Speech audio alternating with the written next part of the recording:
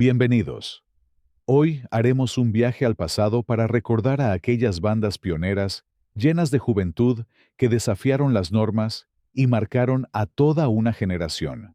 Abrieron camino y escribieron los primeros capítulos del rock mexicano. Acompáñame a conocer su historia. Los Teen Tops fueron pioneros del rock and roll en español.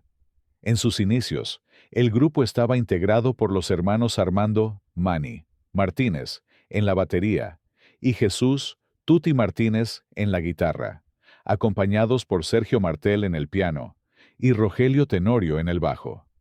La llegada de Enrique Guzmán como vocalista marcaría el inicio de una etapa de éxitos fulminantes. En mayo de 1960, lanzaron su primer sencillo con dos temas emblemáticos: La Plaga y El Rock de la Cárcel, adaptaciones al español de canciones estadounidenses que pronto se volvieron himnos juveniles. Después, vendrían más canciones que encendieron los ánimos de una juventud ávida de expresarse y romper moldes impuestos por generaciones anteriores. A lo largo de los años, la banda grabó una serie de discos que los consolidaron como una de las agrupaciones más importantes del género. Sin embargo, con el paso del tiempo, comenzaron los cambios en la alineación y, paralelamente, Enrique Guzmán desarrolló una exitosa carrera como solista, lo cual debilitó el impulso original del grupo. Intentaron continuar con nuevos vocalistas como Julio Carranza, el argentino Alberto Abelleira y el estadounidense Kenny Smith, quien además era locutor. Aunque dieron su mejor esfuerzo, la magia de los primeros años se diluyó. A ello se sumó la llegada de la llamada Ola Inglesa, encabezada por los Beatles, que transformó la escena musical mundial y desplazó a muchos de los ídolos del rock. Uno de los golpes más duros para la agrupación fue la trágica muerte de Sergio Martel, pianista original del grupo, quien falleció en 1968 a la edad de 27 años. Su partida marcó un antes y un después en la historia de la banda. Años más tarde, también fallecerían otros integrantes como Gastón Garcés en 2010 y Armando Manny Martínez en 2015. A pesar de las pérdidas, los Teen Tops no desaparecieron. Bajo el liderazgo de Jesús Tuti Martínez y la dirección de imagen de su hijo Armando Martínez Ayala, el grupo continúa presentándose en festivales y encuentros nostálgicos, evocando la época dorada del rock mexicano. Enrique Guzmán, por su parte, se ha mantenido como una figura central del espectáculo en México, y en varias ocasiones ha sido invitado a reunirse con sus antiguos compañeros para revivir aquellas canciones que definieron una época. Los Locos del Ritmo nacieron en 1957, cuando un grupo de estudiantes de la Preparatoria 4 de la UNAM se unió por amor a la música. Entre ellos estaban Toño de la Villa en la voz, Pepe Negrete en piano, Pepe del Río en la batería, y los guitarristas Alberto Figueroa y Álvaro González. Reunidos inicialmente para tocar canciones de Elvis Presley y otros ídolos del momento, pronto trasladaron sus ensayos a casa de Pepe del Río. Fue ahí donde, por sugerencia de un amigo, adoptaron el nombre de Pepe y sus Locos. En 1958, bajo ese nombre, participaron en un concurso organizado por Telesistema Mexicano, cuyo premio era representar a México en una competencia internacional en Nueva York. Aunque no ganaron el primer lugar, el viaje marcó un antes y un después para ellos. A su regreso, la presión familiar llevó a Pepe del Río a dejar el grupo, siendo sustituido por Rafael Acosta. También salió Alberto Figueroa, y en su lugar ingresó Jesús González. Con esta nueva formación, empezaron a tocar en fiestas, y poco después recibieron una oportunidad invaluable. El padre de Toño de la Villa les consiguió un contrato con Discos Orfeón. Cambiaron su nombre a Los Locos del Ritmo y se convirtieron en los primeros en grabar un LP de rock and roll mexicano, lanzado en 1960. Este disco fue histórico. Grabado en una sola noche, contenía 12 canciones, 6 covers de éxitos estadounidenses y 6 composiciones originales. Curiosamente, el disco tardó 9 meses en salir al mercado. Durante ese tiempo, canciones como Hiedra Venenosa de los Rebeldes del Rock comenzaron a sonar en la radio, lo que animó a la disquera a lanzar finalmente el LP de Los Locos del Ritmo. A partir de entonces, varias estaciones, que hasta entonces solo ponían música en inglés, comenzaron a incluir en su programación a las bandas mexicanas. En 1961, Los Locos del Ritmo lanzaron su segundo disco. Para este álbum, se integraron Mario Sanabria en el bajo y Manuel López Reyes, conocido como El Che, en la guitarra de acompañamiento. Pero la carrera del grupo se vio sacudida por una tragedia. El 5 de mayo de 1962, Toño de la Villa falleció a los 22 años, víctima de cáncer de garganta. Su pérdida fue un golpe durísimo. Poco después, Pepe Negrete también abandonó la banda. Paradójicamente, tras la muerte de Toño, su música comenzó a sonar más en la radio. A finales de 1962, la disquera convocó a los miembros restantes para continuar con el proyecto. Se integraron Gustavo Salcido en la voz y Lalo Toral en el piano, ambos provenientes del grupo, los Reapers. Más adelante, Gastón Garcés asumiría la voz principal. Los constantes cambios en la alineación llevaron a la agrupación por distintos altibajos. Canciones como La Mantequilla tuvieron buena recepción, pero otras, como El Rey del Surfing, pasaron sin pena ni gloria. En una etapa posterior, decidieron abreviar su nombre a Los Locos. Sin embargo, las diferencias internas crecieron. El Che optó por una carrera como solista. Rafael Acosta se integró a otro grupo y Lalo Toral se unió a los Jackie. A lo largo de su trayectoria, Los Locos del Ritmo también participaron en películas como Twist y Locura de Juventud. Su historia representa mucho más que una moda musical. Gracias a su valentía y talento, abrieron las puertas para que futuras generaciones también se atrevieran a hacer rock desde nuevas ideas. La historia de los rebeldes del rock comenzó en 1957 con los hermanos Américo, Waldo y Marco Polo Tena, quienes junto con Francisco Domínguez, conocido como El Abuelo, y Chema Silva en la batería, decidieron formar una banda influenciada por los sonidos llegados desde Estados Unidos. En sus inicios se llamaban Los Reyes del Rock y tocaban covers de artistas como Elvis Presley y Little Richard, adaptando sus canciones para el público mexicano. La oportunidad de despegar vino gracias a un concurso organizado por la XEW para encontrar nuevos talentos. El ganador fue Johnny Laboriel. Su incorporación a la agrupación fue decisiva. Poco después, bajo la sugerencia del cómico Jesús Martínez Palillo, el grupo adoptó el nombre con el que pasarían a la historia, Los Rebeldes del Rock. Su primer gran éxito fue La Hiedra Venenosa, la cual es considerada la primera rola de rock and roll en español transmitida en la radio mexicana. Desde entonces, el éxito fue una constante.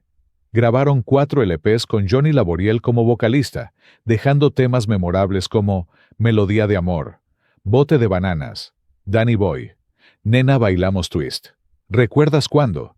Y Muévanse Todos. Sin embargo, la industria discográfica, viendo el potencial individual de Laboriel, decidió lanzarlo como solista.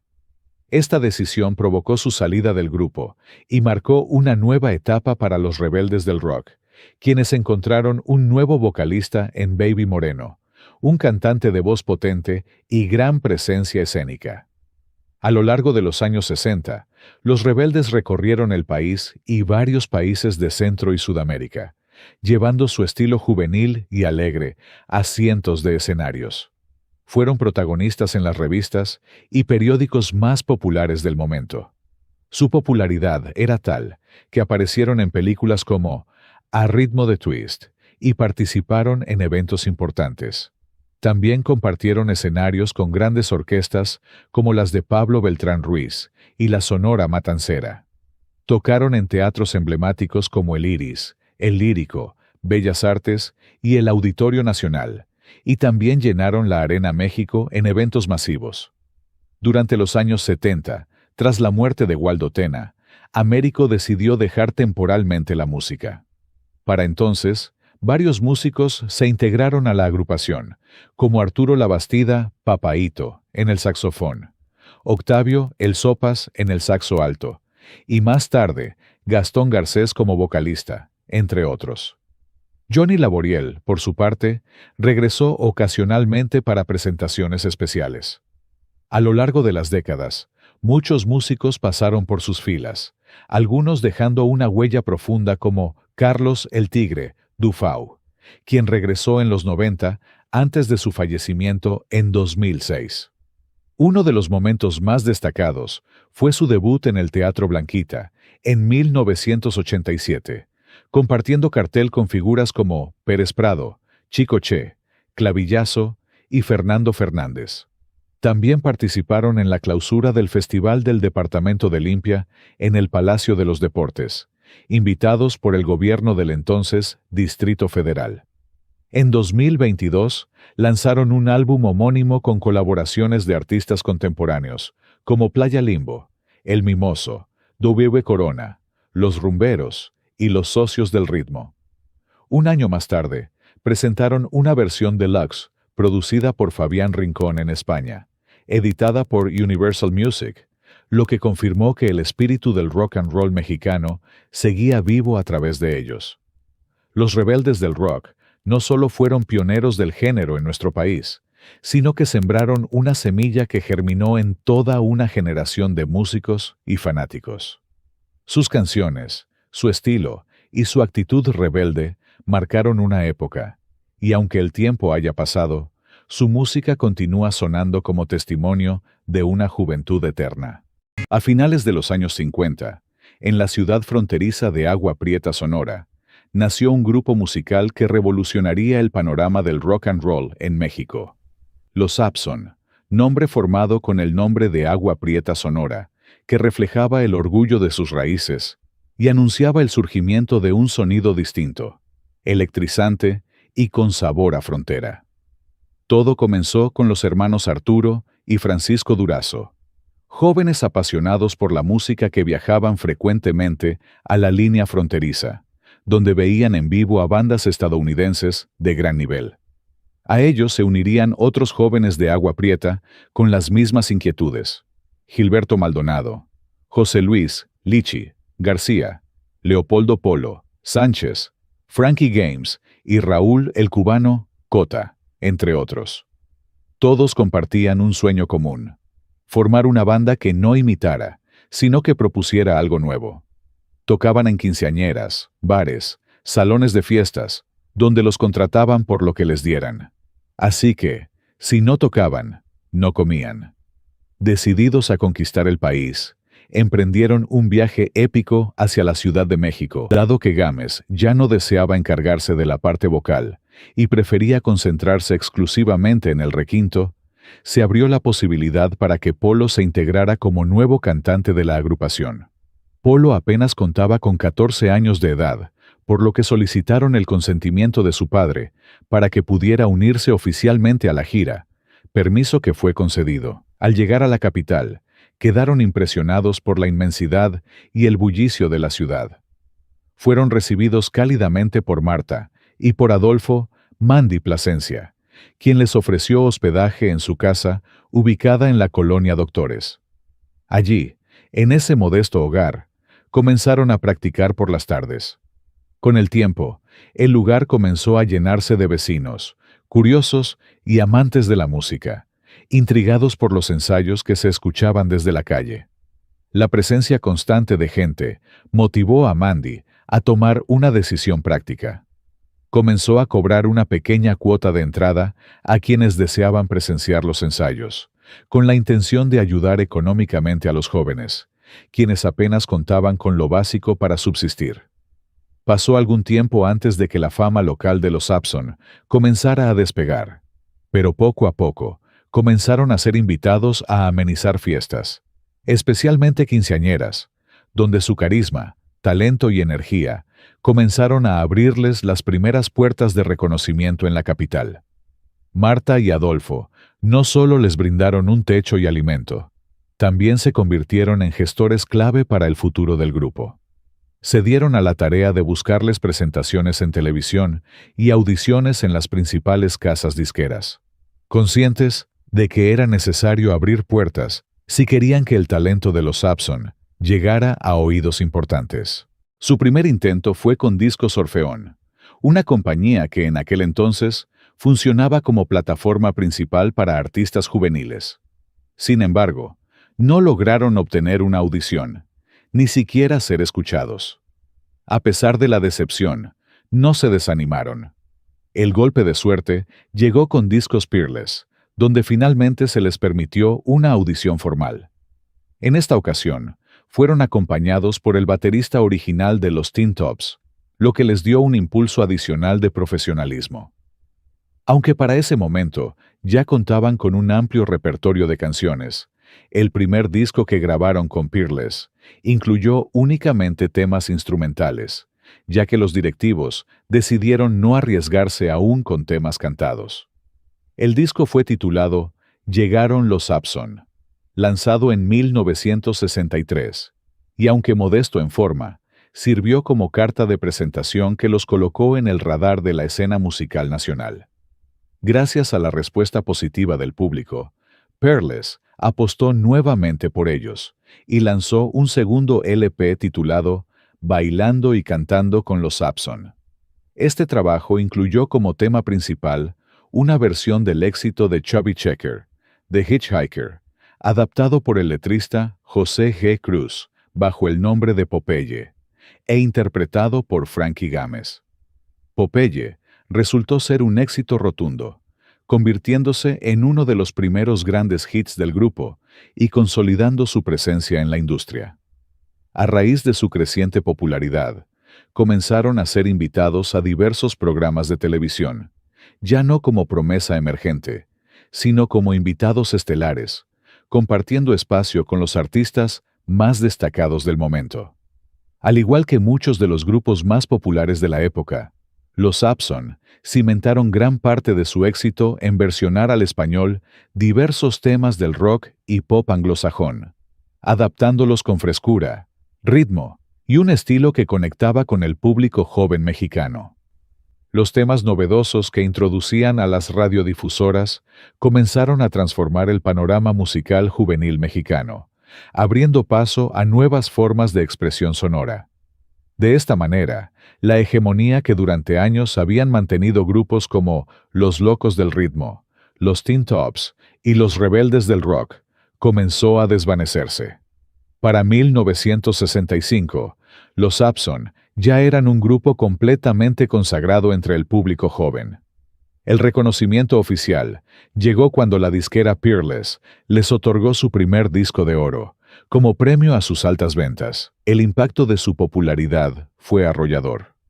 Desplazaron a numerosos artistas juveniles de las listas de popularidad, y sus presentaciones por todo el país comenzaron a convocar multitudes tan numerosas que, en más de una ocasión, los incumplimientos o retrasos en sus shows desataron algunos disturbios. Para entonces, lo que la prensa ya llamaba la invasión norteña era un fenómeno imparable. El éxito de los Sampson provocó la proliferación de agrupaciones originarias del norte del país, como los Rockin' Devils, los Matemáticos, los Reno y otros, que buscaban seguir los pasos del grupo sonorense, tanto en estilo como en estrategia musical.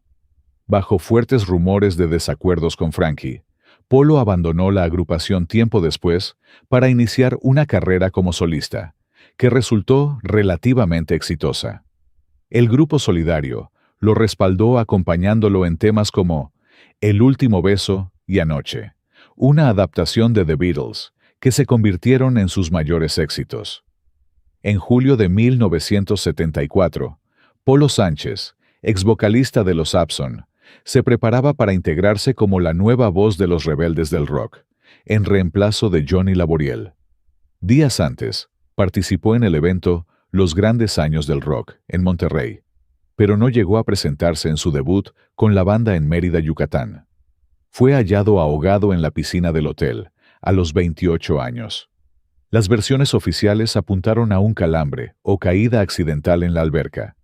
Sin embargo, surgieron otros rumores que lo vieron tambaleándose.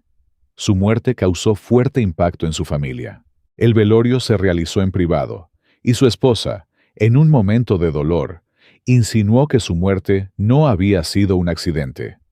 Se dice que Frankie lo presionó para que se saliera de la banda, ya que lo veía como un fuerte rival, y sentía que lo estaba desplazando.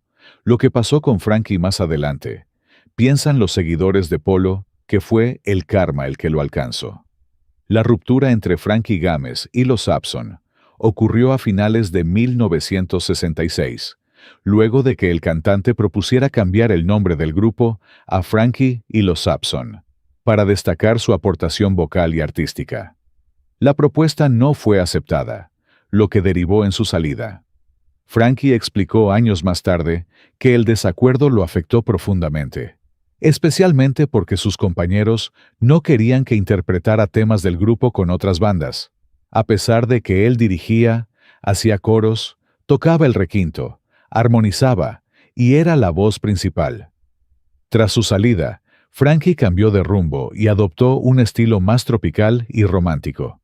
Fundó un nuevo grupo llamado Frankie y los Matadores, con músicos que originalmente eran parte de los Sharks, a quienes conoció en un ensayo en Nogales. Con esta nueva agrupación, alcanzó gran éxito gracias a canciones como Arrivederci María y Conozco a los dos, ambas reconocidas con discos de oro por sus altas ventas. El grupo estuvo activo hasta 1973, tras lo cual Frankie continuó su carrera como solista y colaboró con músicos independientes en distintas ciudades del país. Con el paso del tiempo, el destino de los miembros originales de los Sampson fue cambiando. Arturo Durazo falleció de cáncer en 1984. Frankie, de 74 años, enfrentó problemas legales. Raúl, el cubano, Hernández, vive en Douglas, Arizona como testigo de Jehová, mientras que Gilberto Maldonado reside en Tucson. Los únicos que siguen activos con presentaciones del grupo son José Luis García, saxofón, y Francisco Javier Durazo, batería. De los Matadores, solo se ha registrado la muerte de José Luis Triana, saxofonista. A partir de 1995, la vida de Frankie dio un giro dramático. Fue arrestado por autoridades federales en Hermosillo tras ser acusado por la justicia estadounidense. Aunque inicialmente fue liberado por falta de pruebas, al no concluir su proceso legal en Estados Unidos, fue declarado fugitivo, lo que llevó a su extradición en 1996.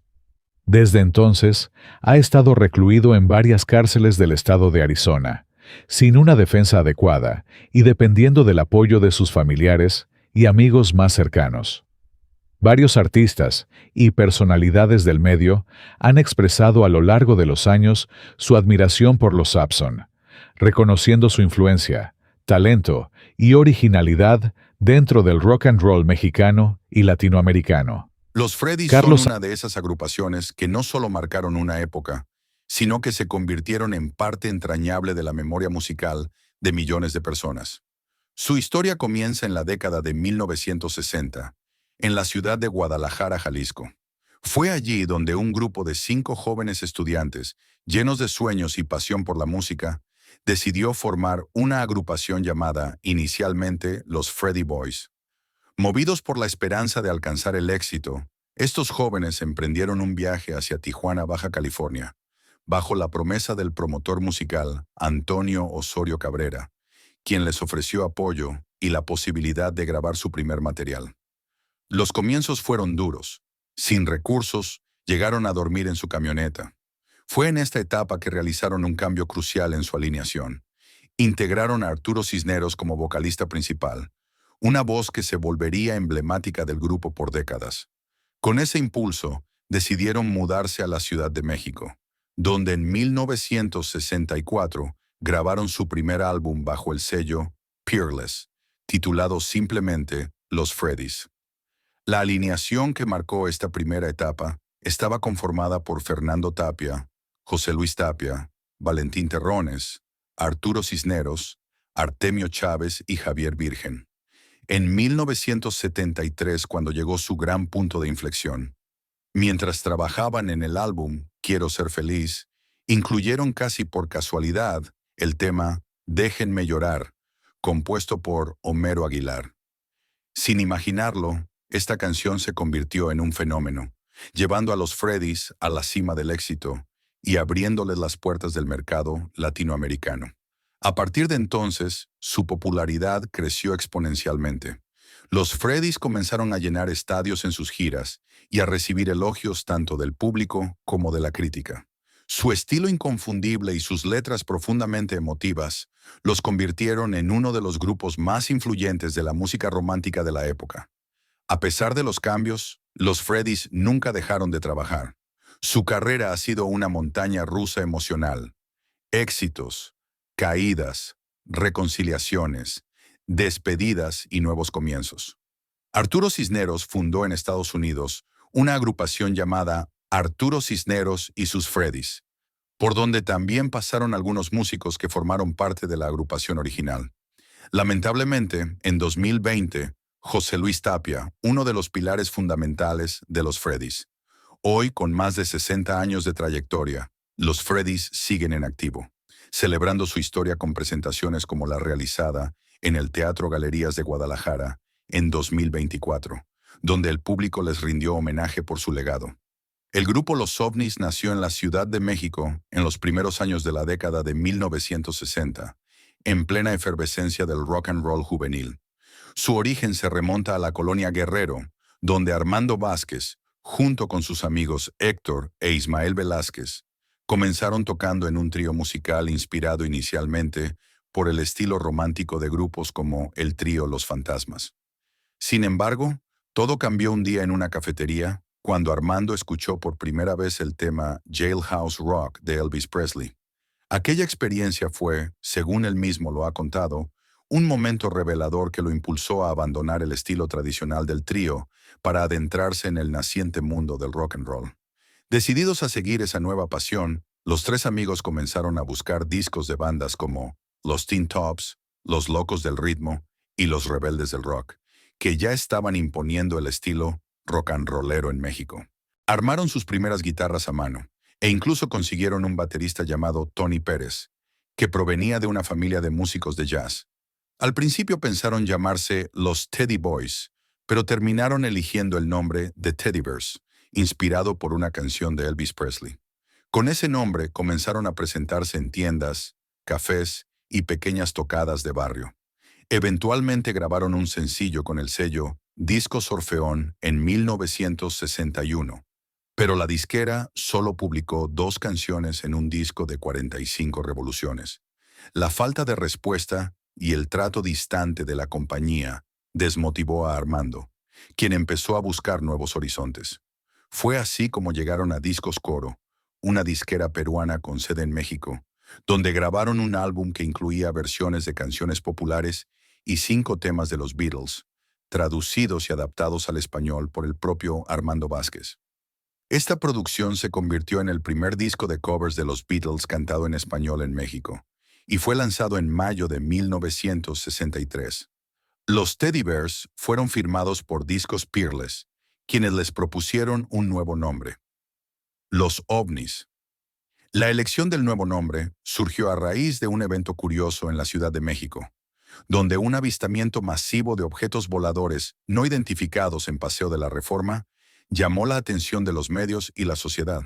Aprovechando esa efervescencia, Peerless pensó que Los OVNIs sería un nombre llamativo y moderno que encajaría perfecto con el espíritu juvenil del grupo.